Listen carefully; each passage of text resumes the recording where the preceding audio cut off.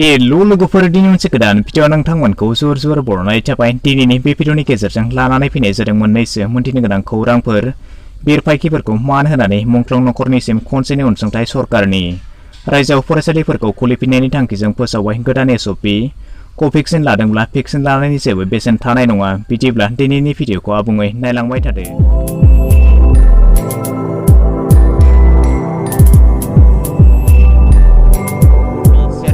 एबा पुलिस बिथांमोनानो हादोर रैखाथिनि जोहोलाव बिथांमोननि सिबिथाय होनायावनो हादोरा सुथुरनि आखाइनिफ्राय उदां जानानै थायो।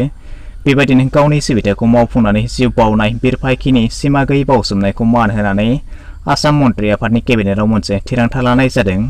आरो बे थिरांथा बायदियै जायफोर बिरफायखि जेरै आर्मि, सिआरपिएफ, पुलिस, हमगार्ड आरो गामि रैखाथि बिथांमोना मुंख्लं जालांबाय, बिथांमोननि मुंख्लंनि उनाव बिथांमोननि नखर सोमोन्दोनो जि खनसेनि अनसुंथाइ होनाय जायो। बे अनसुंथाइखौ 20 लाखनिफ्राय 50 लाखसिम खालामनायनि थांखि लानाय जादों। फरायसालि एबा फरायसालिमा खुलिनायखौ लानानै मैया रायजो सरकारा गोदानै एसअपि बानायनानै दिहुनदों। बे एसअपिआव फोरमायनाय बायदिब्ला थाखो 1 निफ्राय थाखो 8 नि थाखाय फैगौ 19 अक्ट'बरनिफ्राय गासै थाखोफोरा खुलिनाय जागोन। बेबायदिनो थाखो 9 नि थाखोआ खुलिगोन फैगौ गिबि अक्ट'बरनिफ्राय आरो थाखो 10आ खुलिगोन फैगौ 19 अक्ट'बरनिफ्राय। बेबायदिनो फरायसालिमा, मुलुगसोलोंसालिमा, पलिटेकनिक, बिएड फरायसालिमा बायदिफ्रा फैगौ गिबि अक्ट'बरनिफ्राय आबुङै खुलिनाय जागोन होननानै फोरमायदों। आबुङै मोनथिनो थाखाय नोंथांमोना सरकारनि गोदान एसअपिखौ नायनो हागोन। बबे मोनसे भेक्सिनखौ लादों, कभिक्सिन ना कभिशिल्ड? नोंथांमोना मोनथिगौ हादराव मोननै रोखोमनि भेक्सिनखौ सुबुंनो होनाय जादों।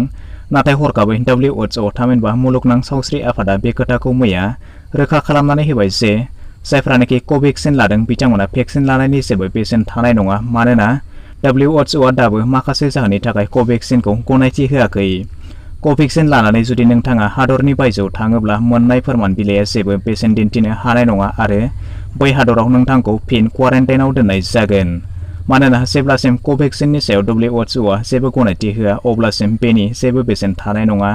नाथाय बेखौ बेसेनथियाव लाबोनाय हाबाखौ भारत सरकारा मावगासिनो दङ होननानै बिजोङाव फोरमायदों। बिदिब्ला दिनैनि फिसा भिडिअआ बेखिनियानोसै। आसा खालामो नोंथांमोना भिडिअखौ नायनानै गासैखौबो बुजिबाय जानांगौ। जुदि माबाफोर गोनो गोथो थाबावोब्ला नोंथांमोना कमेन्ट सेक्सनाव थांनानै फोरमायहरनो हागोन। आरो जुदि भिडिअखौ नायनानै मोजां मोनबायब्ला चेनेलखौ साबस्क्राइब खालामनानै लानोबो दाबावगारदो।